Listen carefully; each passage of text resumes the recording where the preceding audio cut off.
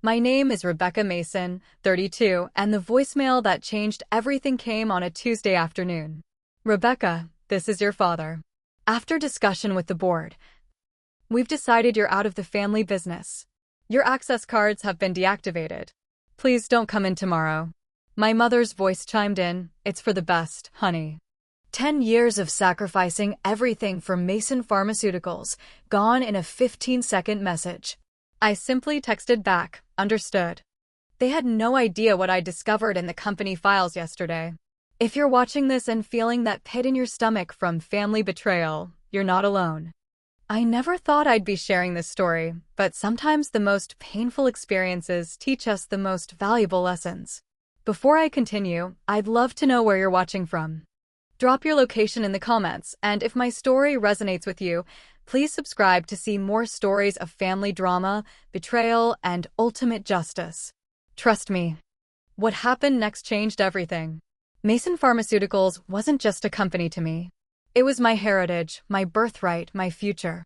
My grandfather Edward Mason founded it 50 years ago with nothing but a small loan and a revolutionary idea for diabetes medication. He built it from the ground up, turning it into one of the most respected mid-sized pharmaceutical companies in the country. Growing up, our family gatherings weren't just about holidays and birthdays. They were about the legacy we were all part of. Being the youngest child and only daughter in the Mason family meant I had to work twice as hard to be taken half as seriously. My father Richard took over as CEO when my grandfather retired, and my mother Margaret served as CFO. They were the power couple of the pharmaceutical industry in our region, their names frequently appearing in business journals and charity gala photographs. Then there were my two older brothers, James, the charming marketing director who could talk anyone into anything, and Thomas, the stern operations head who made sure things ran smoothly. I still remember the day I graduated summa cum laude from Cornell with my degree in pharmaceutical science. Several prestigious companies offered me positions with six-figure starting salaries, but there was never any question where I would go. Mason Pharmaceuticals was in my blood. The Mason name means something in this industry, my father told me on my first day. Don't forget that. I didn't. I started in the lowest position in the R&D department. Despite my qualifications, I wanted to earn my way up, to prove I belonged there beyond my last name. Within 5 years, I was heading my own research team. By 30, I became the director of research, the youngest in company history. Meanwhile, my brothers had followed very different paths. James walked straight into the marketing director position after getting a basic business degree. Thomas struggled through his MBA before being handed operations. Neither had to prove themselves the way I did. Sunday family dinners became a battlefield. My parents and brothers would discuss business strategy as if I wasn't there. Despite my department generating the most promising new drugs in our pipeline, the marketing angle for the new hypertension medication is brilliant, my father would tell James, beaming with pride. The production streamlining is saving us millions, he'd say to Thomas, clapping him on the shoulder. To me, he'd say, pass the salt, Rebecca. But I persevered. The pharmaceutical industry was already male-dominated, and apparently, so was my family. I channeled my frustration into my work, leading my team to develop treatments that could genuinely help people. That's when I met Ethan Parker. Ethan was a brilliant chemist I'd hired despite my family's reservations. He had impeccable credentials, but came from a small university and didn't have the pedigree my family typically looked for. We need the best minds, not the most expensive educations, I argued during his hiring approval meeting. Ethan proved me right. Within months, he helped revolutionize our approach to cancer treatment research. He became my right hand, my sounding board, and eventually, something more. Our late nights in the lab gradually evolved into dinner discussions, and those evolved into a relationship that felt different from anything I'd experienced before. He's just an employee, Rebecca, my mother said dismissively when she noticed how I lit up talking about him. Don't mix business with pleasure. But Ethan understood me in ways my family never had. He saw my passion for developing medications that could be both effective and affordable. My family, however, was increasingly focused on profit margins alone. The point of a business is to make money, my father reminded me during a heated budget meeting. Your department costs too much and takes too long to show returns. These medications could save lives, I countered. Isn't that worth investing in? Saving lives is wonderful. He replied coldly, but not at the expense of shareholder value. That conversation marked a turning point. I began to see the growing divide between my values and my family's. Still, I believed I could change things from within, that my research could prove that ethical pharmaceuticals could also be profitable. I just needed time and evidence. I didn't realize then that time was the one thing my family wasn't willing to give me. It was nearly midnight when I found it. I'd been reviewing financial documents for our newest cancer drug, a treatment my team had worked on for 3 years. Something didn't add up in the clinical trial reports. The data looked perfect. Too perfect. I dug deeper, cross-referencing raw data with the summarized reports. Discrepancies emerged like red flags. Severe side effects had been systematically downplayed or omitted entirely. Patient withdrawal numbers were altered. Efficacy rates were inflated. My heart pounded as I searched through the secure server, using my director-level access to open files I'd never had reason to examine before. That's when I found the emails. The Phase 3 results are problematic, my father had written to my brothers. Make sure Rebecca's team only sees the revised data. We need this approval by Q3 to hit our targets. James had replied, already handled. The marketing material is ready to go once we get FDA clearance. Thomas added, I've adjusted the production timeline. We'll be ready to launch as soon as approval comes through. My hands shook as I opened another folder labeled FDA Correspondence. Inside were records of payments to 2 FDA officials responsible for reviewing our applications. The amounts were disguised as consulting fees, but the timing aligned perfectly with our approval submissions. I printed key documents and downloaded others to a secure drive. Barely able to breathe. This wasn't just unethical. It was criminal. People could die.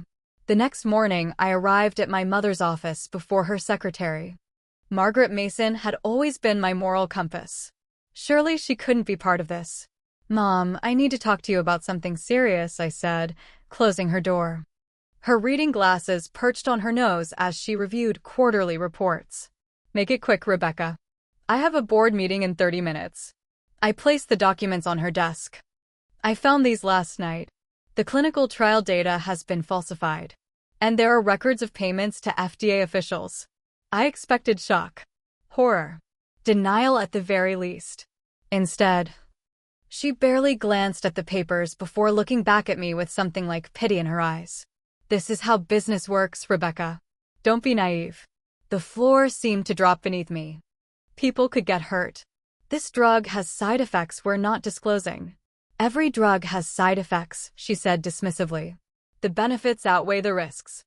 Your father and brothers have ensured our legal protection. That's their job, just as research is yours. But enough, she interrupted. You've always been too idealistic. This is why we've hesitated to bring you into the executive fold. Business requires pragmatism. I left her office in a daze, my worldview shattered. On my way back to the R&D department, I overheard James and Thomas in the conference room. Dad says we should prepare to announce the breakthrough at the shareholders' meeting, James was saying. I'm thinking we position it as a joint development between marketing and operations, with your strategic planning and my consumer insights making it possible. What about Rebecca's team? Someone asked. They're just the lab coats, Thomas laughed.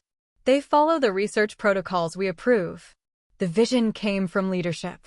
Later that day, a memo appeared in my inbox accidentally. It outlined plans to outsource most of the R&D department to a contract research organization in India. My entire team would be made redundant within 6 months. My position would remain as a figurehead, but with no real authority or resources. I called Ethan to my office and closed the blinds. I need to show you something, but I don't know who to trust anymore, I whispered, despite knowing my office wasn't bugged. At least, I hoped it wasn't. Ethan reviewed the documents, his face growing paler with each page. This is beyond unethical, Rebecca. It's dangerous and illegal. I know, I said, my voice breaking. That's my family's legacy. Profits over people. He took my hand, his eyes serious. You need to document everything. Every file, every conversation, every decision. If something goes wrong with this drug, people could die, I finished. And you could be legally responsible as research director, he added gently. That night, I couldn't sleep. The Mason name that I'd been so proud of now felt like a burden, a mark of shame. The company my grandfather had built to help people had become something corrupt under my father's leadership. And my brothers were eager accomplices. I began compiling evidence methodically, creating secure backups and documenting timestamps and access records, all while maintaining a facade of normalcy at work and family dinners. The weight of my knowledge changed everything. Each smile from my father now seemed sinister. Each toast to Mason Pharmaceuticals' continued success at family gatherings turned my stomach. I was living with strangers who shared my blood but not my values. The most painful realization was that they'd never valued me. Not as a daughter, sister, or even as a talented scientist. I was just a useful tool, a box checked for gender diversity and leadership, a Mason in name only.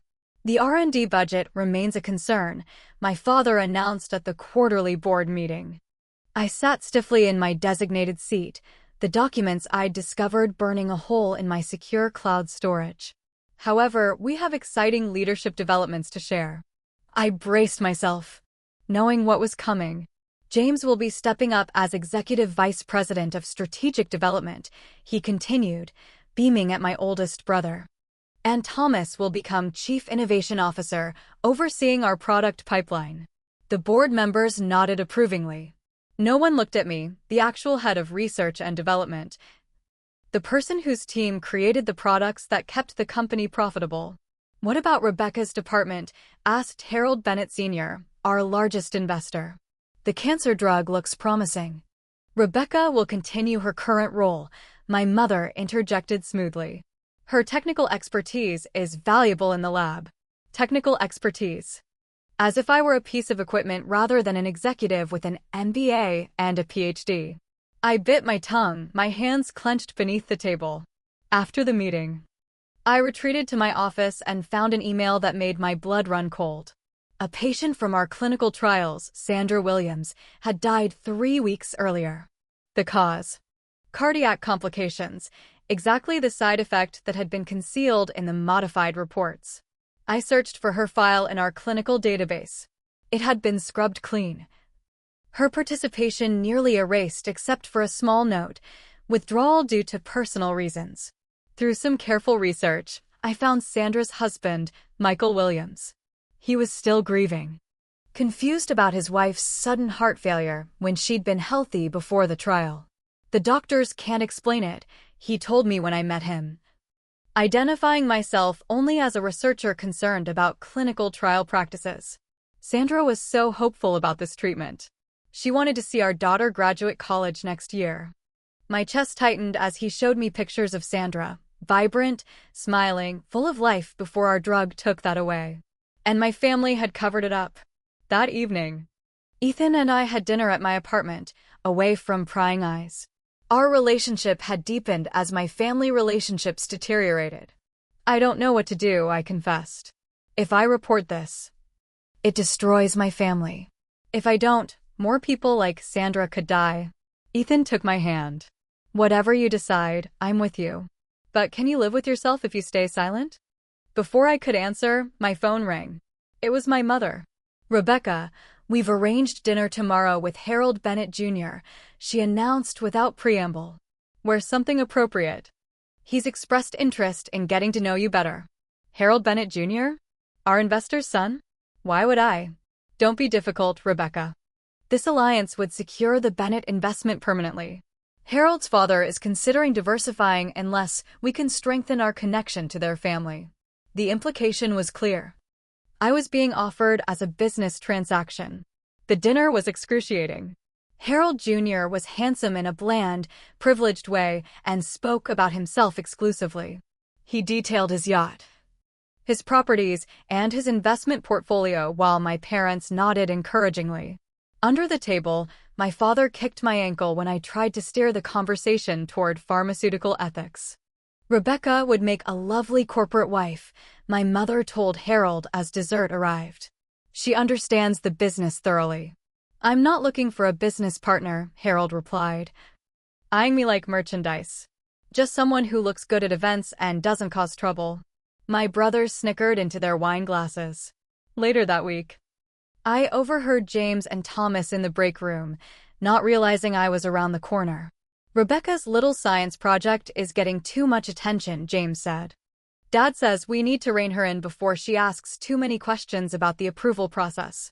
She's always been sanctimonious, Thomas agreed. Remember how she refused to sign off on the asthma medication modifications? Dad fixed that, James laughed. She never even knew her signature was on the final documents. I froze. They had forged my signature on regulatory submissions? That made me personally liable for any fraudulent claims. The final straw came later that day. I was working late when I heard my father in the hallway, giving a tour to a board member. And this is our research division, he was saying as they approached my office. I quickly pretended to be engrossed in work. Rebecca seems quite committed, the board member observed. She's diligent, my father replied, his voice lowered but still audible.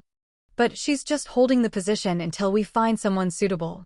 Women get emotional about research outcomes. We need someone who understands business realities. After they left, I sat in stunned silence. 10 years of sacrifice, of working harder than anyone else, of believing in the company's mission. For nothing. That night, I confronted my family at dinner. I've learned some disturbing things about our approval process for the new cancer drug, I said, my voice steadier than I felt. There are serious side effects we're not disclosing. My father's face hardened. This isn't the place, Rebecca. When is the place? You exclude me from executive decisions. You undermine my authority. You forged my signature on regulatory documents. You're being hysterical, my mother said sharply. This is exactly why. Why what? Why I'm not being promoted. Why you're trying to marry me off to Harold. Why you don't trust me to run the department I've built into our most productive division. You're too emotional to handle business. My father said dismissively. This conversation proves it. I looked around the table at their closed, hostile faces. These people shared my DNA but were strangers to me now. People are dying because of decisions you've made, I said quietly. Does that mean anything to you at all? The silence that followed gave me my answer. I've always believed that when faced with impossible choices, the right path is rarely the easiest. As I drove home that night, I knew I'd reached the point of no return. My family had crossed legal and ethical lines that I couldn't ignore, regardless of blood ties. The next morning, I began meticulously documenting everything. Each falsified report, each altered dataset, each email discussing how to circumvent regulations. I created secure offline backups and established a clear timeline of events. Have you ever had to choose between loyalty to family and loyalty to your own values? It's like being torn in half, with no good options in sight. I'd love to hear your experiences in the comments. Sometimes knowing we're not alone in these impossible situations makes them a little more bearable. If you're finding value in this story, please consider subscribing to support more content like this. After a week of careful preparation, I contacted Diana Walsh, an attorney specializing in pharmaceutical whistleblower cases. We met at a coffee shop 3 towns over to avoid being seen. What you're describing is serious, Diana said, reviewing my initial evidence. Securities fraud, FDA violations. Potentially manslaughter if deaths can be linked directly to concealed side effects. What about my liability? I asked, my stomach churning. I'm the research director. Documenting your attempts to address this internally helps. Becoming a whistleblower provides certain protections. But I won't lie to you, this will be difficult. Especially given your family connection. That night, Ethan came over and I broke down in his arms. My grandfather built this company to help people, I sobbed. Now it might kill them instead. How did it come to this? Ethan held me tightly. You're not responsible for your family's choices, Rebecca. Only your own. His unwavering support gave me strength. But I knew involving him risked his career too. Our relationship had deepened amid the crisis, something real growing in the middle of so much deception. The next day, I reached out to Dr. Lawrence Harper, a former research scientist who had left Mason Pharmaceuticals abruptly 3 years earlier. We met at a park, well away from corporate eyes. They fired me after I questioned similar data manipulations on the hypertension drug, Lawrence confirmed, his eyes haunted. They threatened to blacklist me if I spoke up. I have a family to support, so I stayed quiet. Did anyone else raise concerns? I asked. A few. They're all gone now. Your father is very efficient at removing problems. My investigation led me to FDA investigator Caroline Donovan. Without revealing my identity, I asked hypothetical questions about reporting pharmaceutical fraud. Documentation is everything, she advised. Whistleblowers often face retaliation, so be prepared. But if what you're describing is happening, people's lives are at stake. Each night, I carefully copied evidence while maintaining normal work behavior during the day. Diana helped me create secure backups and prepare for what would come next. Grace Phillips, my loyal secretary who'd been with me since I started, quietly warned me one afternoon. Your father asked me to forward all your emails to him, she whispered. I told him the system wouldn't allow it without your authorization. He's having IT monitor your communications. The weight of betraying my family was crushing. But the alternative, betraying my values and public safety, was unthinkable. I thought of Sandra Williams, who would never see her daughter graduate. Of her husband Michael, who didn't even know why his wife had died. Of the thousands more who could suffer if the drug was approved with its dangers concealed.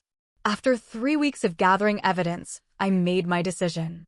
Using a secure computer at Diana's office, I submitted an anonymous tip to the FDA's Office of Criminal Investigations, providing enough evidence to justify an inspection, but not enough to identify myself as the source. The distance between my family and me grew into an unbridgeable chasm. Sunday dinners became exercises in deception as I smiled and nodded while internally recoiling from what they'd become, or perhaps what they'd always been, beneath the veneer of respectability. Rebecca seems distracted lately, my mother observed at one such dinner. Probably upset about not getting a promotion, James smirked. If they only knew what was coming.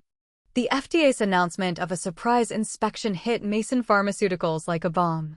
I was in a department meeting when the email came through, and I watched my phone light up with frantic messages from my family. Emergency executive meeting. Now. My father's text was terse. I excused myself from my team and walked calmly to the conference room, where chaos reigned. My father was red-faced, shouting instructions. My mother was on the phone with our legal team. James and Thomas were frantically sorting through files. What's happening? I asked, feigning ignorance. FDA inspection. Unannounced, Thomas snapped. They're specifically looking at the cancer drug trials. Why would that be a problem? I asked innocently. Our data is solid, isn't it? My father shot me a look. Rebecca, this isn't the time for naivety. Every company manages trial data to present optimal results. Manages? You mean falsifies? The words slipped out before I could stop them. The room went silent. My mother ended her call and stared at me. Do you know something about this inspection? She asked slowly. I composed my features. Of course not. I'm just concerned about compliance. If our trials are as successful as we've claimed, we have nothing to worry about. My father's suspicion lingered, but crisis management took precedence. Rebecca, I need you to have your team prepare alternative documentation for the Ferndale trial. The existing reports have some inconsistencies that need correction. You want me to falsify more documents during an FDA investigation? I asked, not bothering to hide my incredulity. I want you to protect this company, he hissed. Your company. Your legacy. I'll review the documentation, I said carefully. But I won't compromise scientific integrity or patient safety. My father's eyes narrowed. Your brothers understand what's at stake. Why can't you? Maybe because I actually care if our drugs kill people? I regretted the words immediately, but they hung in the air, damning. James stepped between us. Let's focus on the inspection. Rebecca, just keep your department in line. Make sure no one speaks to the investigators without legal present. I nodded and left, my heart pounding. The next 2 weeks were excruciating. FDA investigators swarmed the building, requesting files, interviewing staff, reviewing lab procedures. I maintained a careful balance, not obstructing the investigation, but not actively assisting it either. My anonymous evidence had done its work. They knew exactly where to look. My family grew increasingly hostile. James cornered me in the hallway after investigators spent 3 hours with my research team. "Your people are talking too much," he accused. "Don't they understand loyalty?" "They understand scientific ethics," I replied evenly. Something this company seems to have forgotten. Thomas was more direct during a department heads meeting. "I'm concerned about R&D's cooperation with this witch hunt," he announced. "Perhaps we should consider temporary leadership changes until this blows over." "On what grounds?" I challenged. "Conflict of interest," he suggested. "Your relationship with that chemist, Parker, compromises your judgment." So they knew about Ethan and me. I shouldn't have been surprised. My family monitored everything. "My personal life has nothing to do with this investigation," I said firmly. "And if you're looking for problems in the company, I suggest you start with the doctored trial data, not with who I'm dating."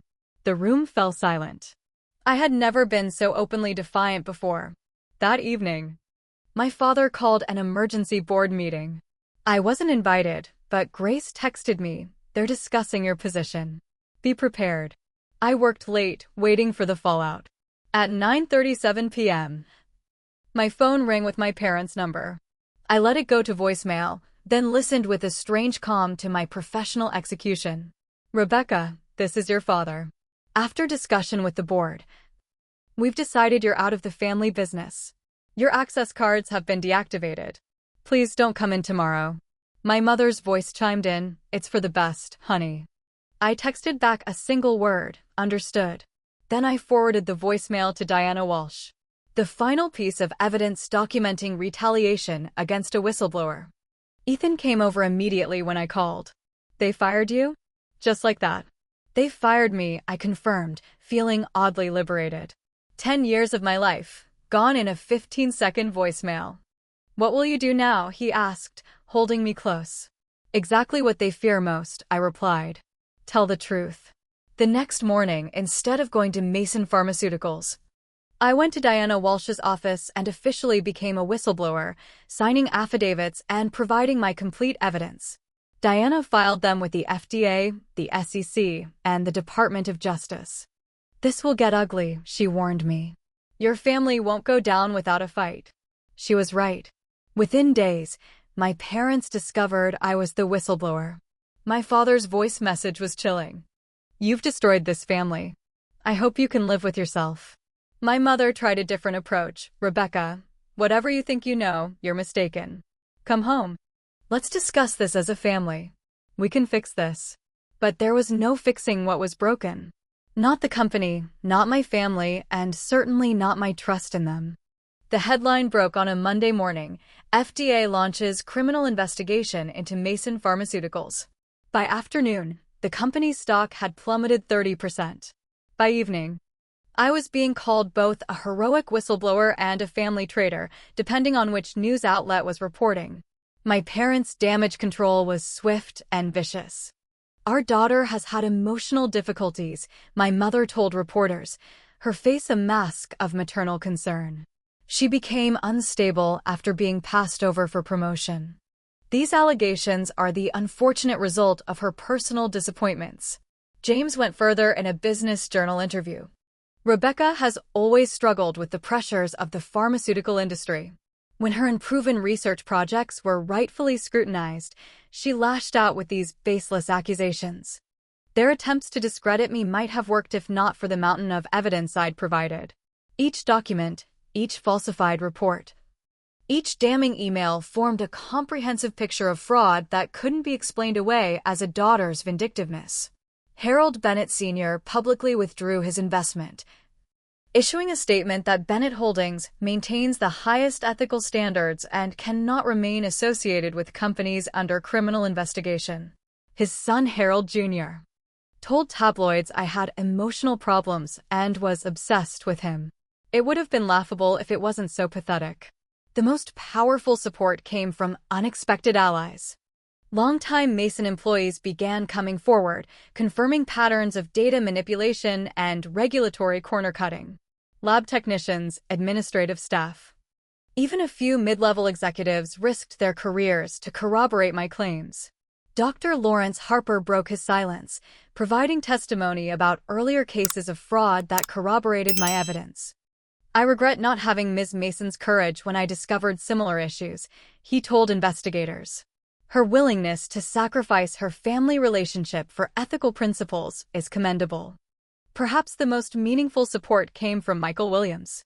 When I finally contacted him through Diana and explained the full truth about his wife's death, his reaction wasn't what I expected. "Thank you," he said, tears streaming down his face. "Everyone told me I was crazy for questioning what happened to Sandra. The doctors, the company representative. Everyone said it was just bad luck. At least now I know the truth." Michael joined the growing class action lawsuit against Mason Pharmaceuticals, becoming a powerful public face for those harmed by the company's fraud. Major news outlets picked up the story, portraying me as a courageous insider who chose public safety over family loyalty. My brothers tried to paint me as unstable and vindictive in counter-interviews, but their claims rang hollow against the growing evidence. The emotional toll was immense. I had effectively lost my family, my career, and my identity as a Mason. Some nights I'd wake up in a cold sweat, questioning my decisions. Had there been another way? Could I have changed the company culture from within? Had I betrayed my grandfather's legacy? Ethan was my rock through it all. "Your grandfather founded the company to help people," he reminded me. "You're honoring his true legacy, not the corrupted version your father created." 3 months into the investigation, my parents tried a new approach. My mother called. Her voice softer than I'd heard in years. "Rebecca, this has gone far enough. Come home. We can work this out as a family." "It's too late for that," I replied. "People died because of decisions made at Mason Pharmaceuticals. We've made mistakes," she conceded. "But destroying the company won't bring them back." "No, but it might prevent more deaths." "Is that worth tearing apart your family?" she asked. "You did that, not me," I said, ending the call. The next day, my father tried threats instead. "You've signed your own professional death warrant," he warned. "No pharmaceutical company will touch you after this. You'll be blackballed from the entire industry." He was wrong. As the case progressed and more evidence emerged, I began receiving messages from ethical pharmaceutical companies impressed by my stand. One CEO wrote, "We need more people with your integrity in this industry, not fewer." 6 months after the voicemail that ended my career at Mason Pharmaceuticals, I testified at federal hearings. Sitting across from my family in the hearing room was surreal. My father wouldn't meet my eyes. My mother stared coldly. James looked angry, Thomas terrified. I told the complete truth. About the falsified data. About Sandra Williams and others who had died. About the culture of profit over safety. About my own complicity in not speaking up sooner. "Why did you eventually come forward?" the committee chairwoman asked. "Because I couldn't live with myself if more people died from medication my team developed. Medication that should have helped them, not harmed them. No company profits are worth human lives." The hearing was broadcast nationally. By evening, #Mason Whistleblower was trending on social media. By the following week, criminal charges were filed against my father, mother, and brothers for fraud, conspiracy, and violations of pharmaceutical regulations. Mason Pharmaceuticals was placed under external management while the investigation continued. My father and brothers were barred from the premises. The cancer drug application was withdrawn, and all ongoing trials were suspended pending full safety reviews. Justice was being served, but it felt hollow. I had lost my family. The company my grandfather built was in shambles. Hundreds of innocent employees faced uncertain futures. There was no victory here, only necessary consequences. 6 months after the hearings, I sat in a small, rented office space reviewing business plans with Ethan. After the dust settled from the Mason Pharmaceuticals investigation, we'd made a decision that surprised even us. Williams Therapeutics, I read from our newly approved incorporation papers. It sounds right. Ethan smiled. Michael was moved when we asked to name it after Sandra. He's already connected us with patient advocacy groups interested in our approach. Starting a new ethical pharmaceutical research company hadn't been my original plan. After the whistleblowing, I'd expected to work for another established company.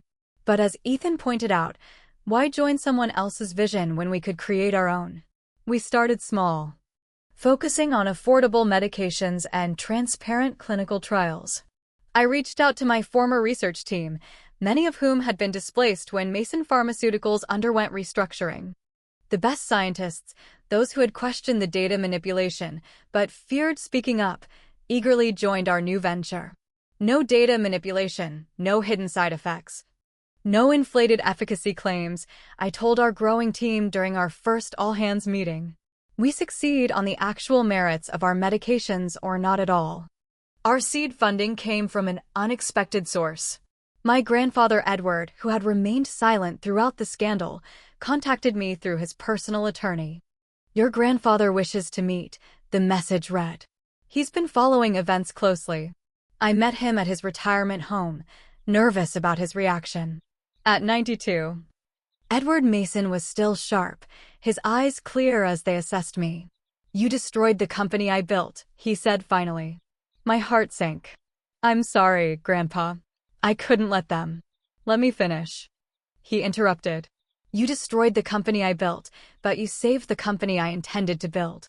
A company that helps people, not one that exploits them." Tears filled my eyes as he reached for my hand.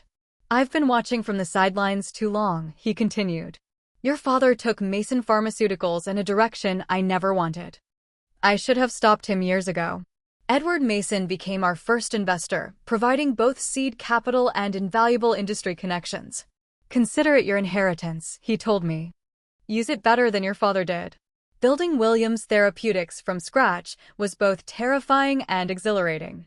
Each decision reflected our commitment to transparency and ethics. Our clinical trial protocols included rigorous safety monitoring and complete data disclosure. Our pricing strategy prioritized accessibility without sacrificing quality. We specifically sought partnerships with patient advocacy groups to ensure their voices informed our research priorities. Meanwhile, the Mason Pharmaceuticals case continued through the courts. My father and brothers were convicted of multiple fraud charges. My mother accepted a plea deal in exchange for testimony. The family that had once seemed invincible was publicly dismantled, their reputations in tatters. I took no pleasure in their downfall. Despite everything, they were still my family. I sent a card when my father was sentenced, a simple note. "I'm sorry it came to this." He never responded.